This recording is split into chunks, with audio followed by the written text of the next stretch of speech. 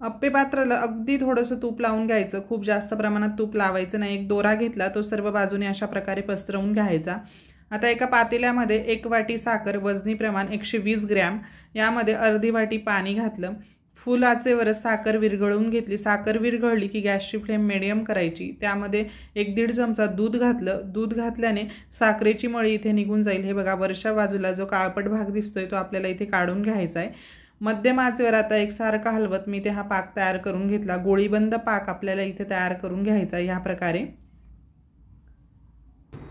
पाक तयार झालाय, गॅस बंद करायचा आणि लगेचच आता 1-1 चमचा हे मिश्रण ह्या अप्पे पात्रामध्ये आपल्याला इथे टाकून घ्यायचं आहे। जर अप्पे पात्र नसेल तर तुम्ही ताटावर सुद्धा ह्या साखरेच्या गाठी बनवून घेऊ शकता। ताटाला अगदी थोडंसं तूप लावायचं आणि दोरा गोलाकार ठेवून त्यावर ह्या गाठी बनवून घेऊ शकता। पूर्णपणे थंड झाल्यानंतर गाठी काढून घ्यायच्या। व्हिडिओ आवडल्यास जास्तीत जास्त शेअर करा। धन्यवाद।